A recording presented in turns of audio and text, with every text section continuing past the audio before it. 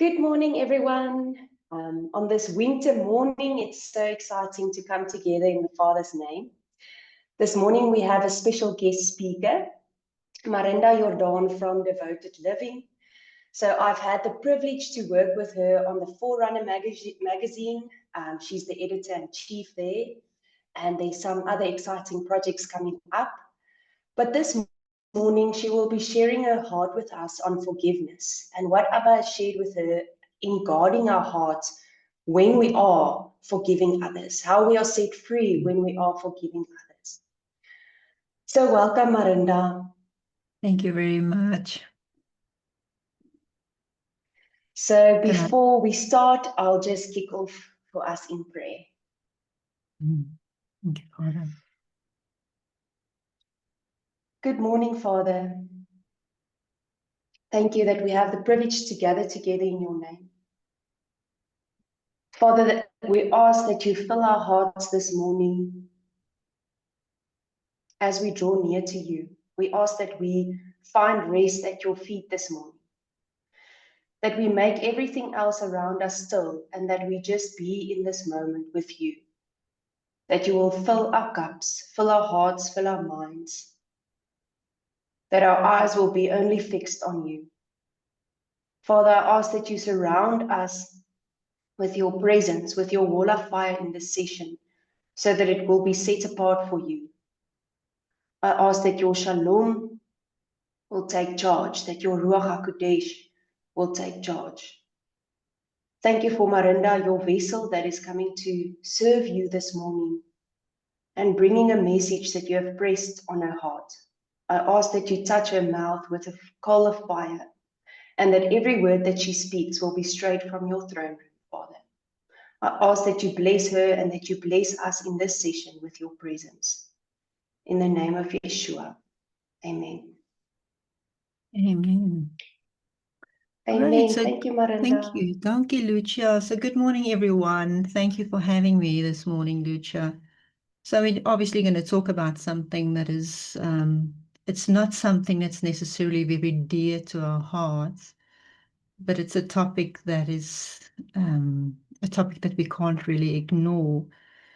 The reason why it's not a favorite topic, but the reason why it's such an important topic, it's because of our Redeemer and our King. It was his lifestyle. It's what he represented. And if it was not for forgiveness, I don't know where you and I would have been today. So, yeah, we'll talk about a topic that it really is, it's going straight to the heart. It's literally straight to the heart. So, when we talk about unforgiveness, we also at the same time talk about the root of bitterness that is as important. And these two things, I think all of us will agree, it is something that we silently carry. It's not something that we make publicly known. It's a silent thing that we carry inside our hearts. And it's also not something that we're always willing to confront. But if we are to walk in the freedom that God has given us, and we're talking about wholeness and our obedience to Jesus, forgiveness is not really an option for us. It's a non-negotiable. But bitterness, for one, is not something that we can manage by our own. It really is a spiritual sickness that spreads when left unchecked. And Jesus didn't make a suggestion for you and me to, you know what, I've got an idea. Just let's forgive one another. It's not a good idea. It was a command that he gave us. And that command reflected his mercy. It reflected what he stood for. And at the end of the day, it's actually also the mercy that you and I have received from him. So today we're honestly going to look at what happens when we don't forgive. and how the enemy uses bitterness to build strongholds in our lives and in our relationships. So the key focus of this session this morning is about the spiritual cost of unforgiveness in our lives. So let's look at, I just want to quickly make, Lucia, I don't have a presentation, so I can send notes afterwards. So you can just ask the audience later if they want notes on it. Then I can just send that to you and you can make that available to them. That's perfect. Thank you. Thank you. Okay, so let's look at how bitterness behaves. All right, so we're going to work out of the book from Ephesians 4. Now, our very good friend Paul was very blatant when he talks about, if you go and look at the chapters of chapter 4, 5, and 6, if I could have given it a heading, I think the heading would have been something in the line of grow up. People, grow up. Stop being infants. We are supposed to reflect the kingdom of God and what God has done and achieved for us.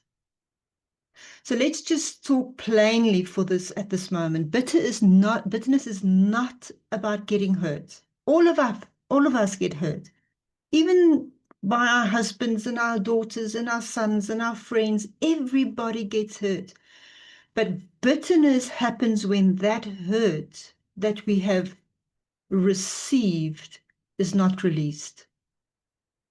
We hold on to it and we allow it to settle very deep within ourselves.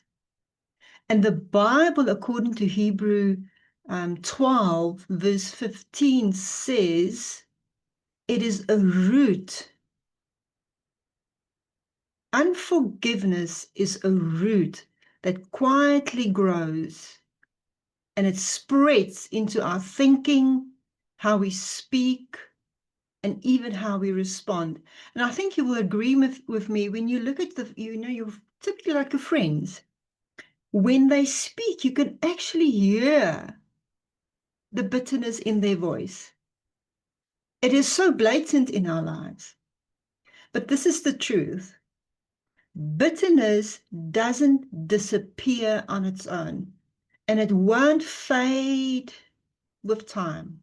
It actually grows stronger in our silence. When we keep silence and we don't confront this thing, you allow it to take root in your life and it becomes a stronghold in your life. And the longer you keep it hidden, the deeper it will take hold of your life. So that is why it is so serious and why we have to deal with it. So I want to explain it to you in a way that I would resemble it as a tree. Now, bitterness, it is a tree like you've planted in the ground, and at first you don't notice it because the roots underneath are hidden. But over time, that tree grows, and even finally, it will start to bear fruit, right? And you realize when that fruit comes, it is already spoiled. Your fruit is rotten, and that fruit cannot nourish anybody. And that is what bitterness does in our lives. It starts small, it's just a hurt, it's just an offense, but if we don't deal with it, it takes root, and eventually it will show up in the fruit of our lives. And we are supposed to be bearing fruit for our Father. And we cannot afford these types of fruit, especially when we are supposed to be reflecting his kingdom. But the bitterness of this fruit, the fruit of bitterness, is typically, you can see it in our words, you can hear it in our words, you can see it in our attitudes, you can see it in our relationships. So what we produce is how we treat people, how we speak. What we produce gets affected by bitterness. And instead of being a blessing to the body, we end up carrying and spreading the very thing that wounded us in the first place. And it's why we cannot afford to ignore bitterness. It might feel hidden now, but it's only a matter of time before it shows up. And when it does, it will affect everything. And the only way to stop it is to go to the root, and that root is unforgiveness. And we've learned from our Father, when we forgive, we cut off the supply. We literally cut off the oxygen of that tree. We remove the poison, and that's when true healing can actually begin. So let's look at bitterness as a spiritual poison. So unforgiveness is the thing that opens the door we don't want open. It invites the darkness into places where light is supposed to live. And it slowly hardens our heart. It clouds our judgment. It clouds how we see things. It puts a distance even between you and God. And the longer you hold on to it, the heavier it becomes, and the more it poisons our spirits. In Ephesians 4:27, I want to go there, it says, leave no such room or foothold for the devil. Give no opportunity to him. It warns us, it will give the enemy a foothold in your life. And that's exactly what happens when we hold on to anger or even on offense. And we may not see it right away, but spiritually, it gives the devil that room to move into our lives.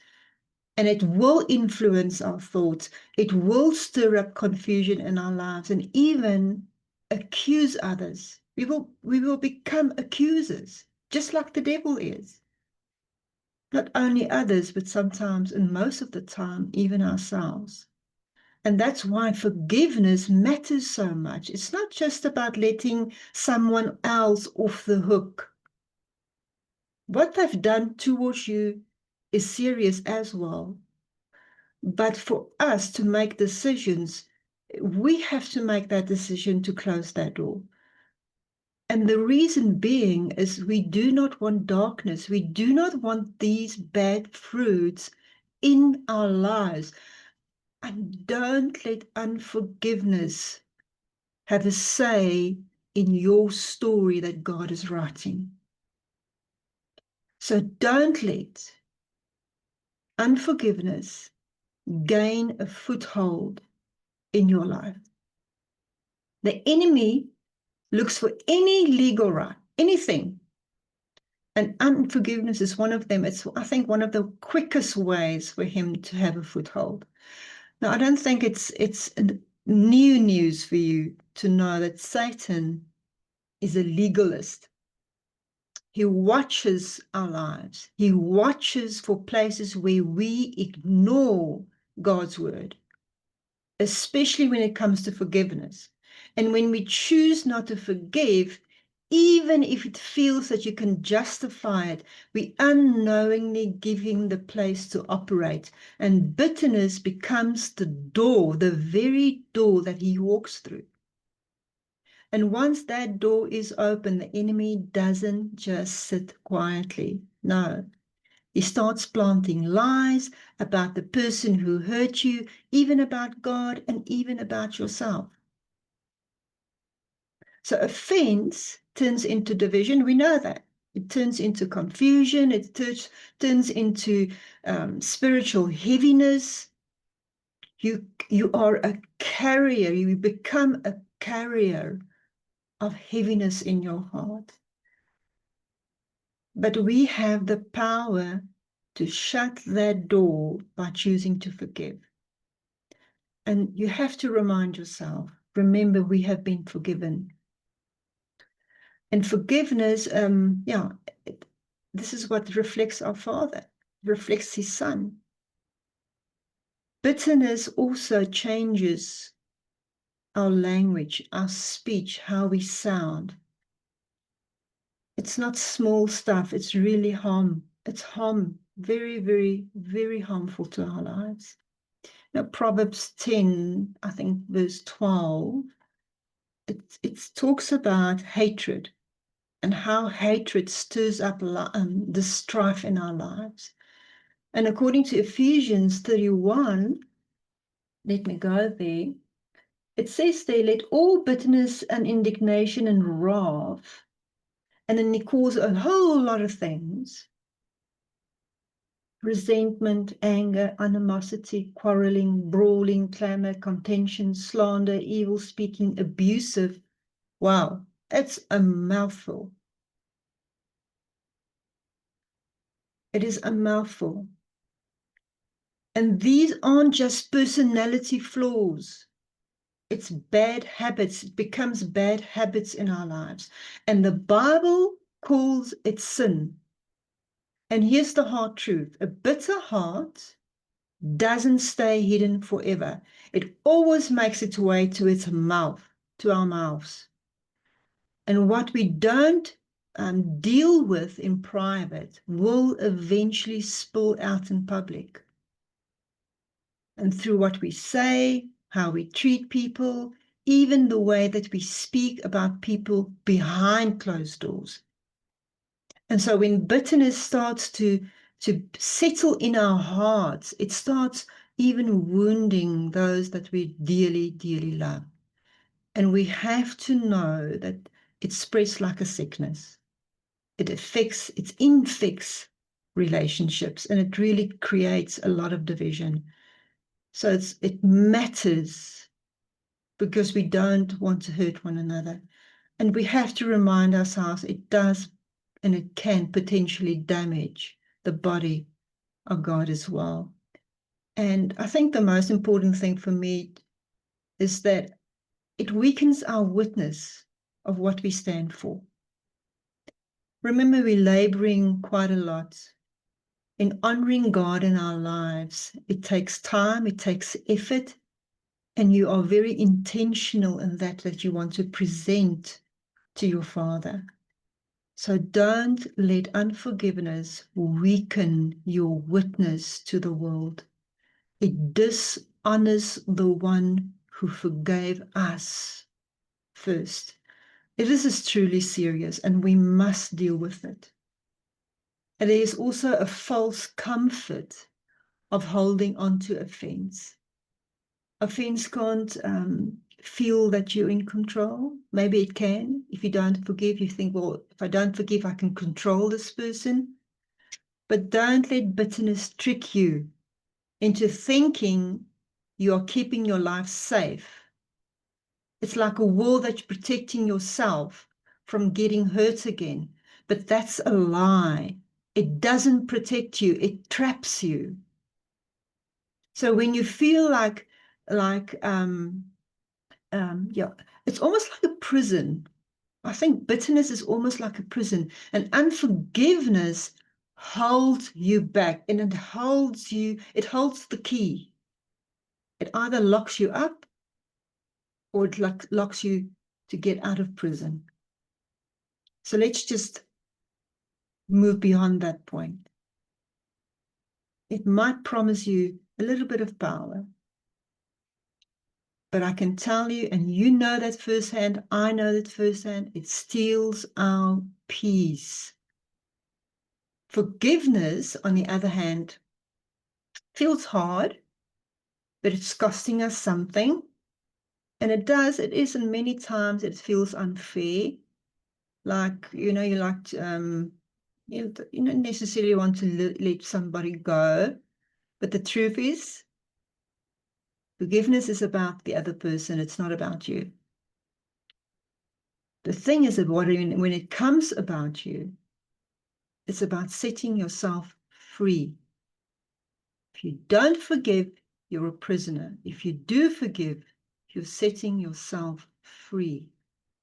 And God came, he gave his son for that very thing, is to set us free. And Jesus did not forgive us because we deserve it. Even though you and I might think that the one that we need to forgive do not deserve it. But remember, he forgave us because his love was greater than our sin. And because we are called to follow him, we are called to walk in that same love. Not because it's easy, but because it's the way to true freedom. And if we look at the symptoms and calling them what they are, this is important. So let's be real. Bitterness, it's sin. So is resentment. So is harshness. So is gossip. So is speaking poorly about somebody else. And this is not small issues, and we truly cannot say this is part of my personality. It's just the way that I am. People should just accept me for what I am. Or you can even blame it on a bad day. But the word is very, very clear. These things grieve the Holy Spirit. And the longer we allow them to stir in our hearts, the more power they gain. And what we excuse in our lives, we will eventually serve. What you tolerate, what I tolerate, will start to take my life and your life over. And that's why we need to invite the Holy Spirit to go deep and to show us what's really there, even when it's uncomfortable. He doesn't expose to shame us. He exposes to free us. But you and I have to be willing to address these issues in our lives. Because if we don't deal with it now, it will deal with us later. And it will cost you more than you were willing to pay in the first place. And I know that there's people that I have in my life they find it extremely difficult to forgive. And the only way to look at this is that it is actually rooted into iniquity. Unforgiveness is not the inability to release someone. It is often the unwillingness of you and me allowing God to be God and to be judge in the lives of that situation. And when we hold on to offense, we enthrone, we empower pain. And you literally tell mercy and you're literally telling grace, move from my throne. And it's not only rebellion against grace. You and I are in agreement with bitterness. And bitterness is not a neutral presence. It is an iniquity. And it defiles everything that we touch. Everything. And remember, iniquity hides beneath justifications. I have the right to feel this way. That person hurt me deeply. They are the first ones that need to repent. But remember, iniquity does not care about justice.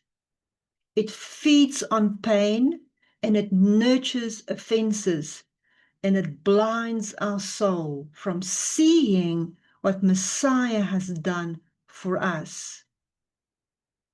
There's just so much, but I want to wrap up the session because I see we have another 5 minutes. When we look at bitterness taking root in our lives, at first it might feel like something that we can maybe manage, but remember that what we said in the beginning, if it's lingering, you will eventually grow in a grudge. Somewhat quietly, daar in die agtergrond. But over time, it will spill out. And unfortunately, it becomes public and it's in a space or in a place when it's not very welcome and it's very untimely. But the thing is, and the most important thing is, remember, bitterness has the power to change us and not for the good. It truly affects us. It affects our health. It affects our relationships, and it affects our walk with God. So people who carry deep, unresolved pain often find themselves drained, anxious, and physically sick. And that's why when we look at Hebrew 12:15, when the Lord says, this is a root that you need to deal with. Bitterness is not a small thing.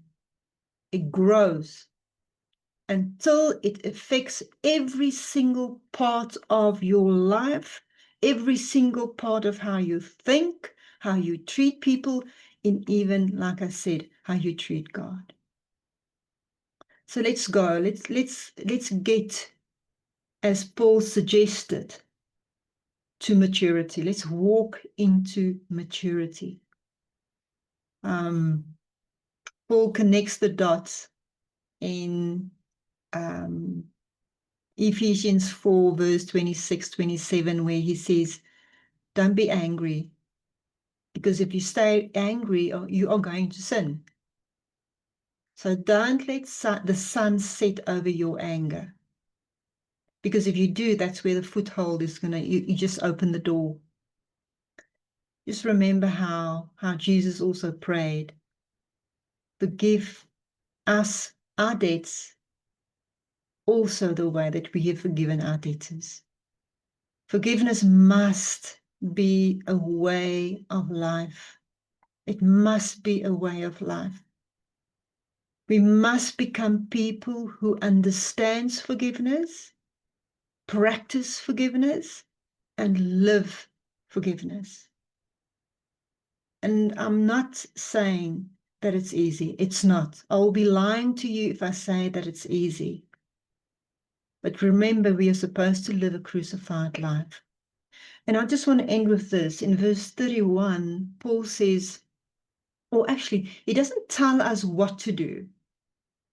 He helps us to understand what attitudes chokes out forgiveness and what is the things that damage our relationships. So what is choking that forgiveness that you don't want to release? So if you look at verses 31 and 32, he talks about bitterness.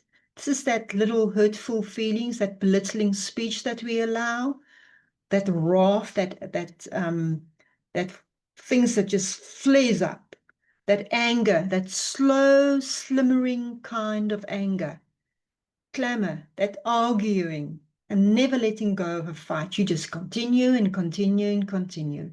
And then slander, tearing someone down, and especially their character. And malice, your bad motives, my wrong intentions. He says that is things that is choking forgiveness out of your life. And that is the things that we have to deal with honestly, and we have to put it away.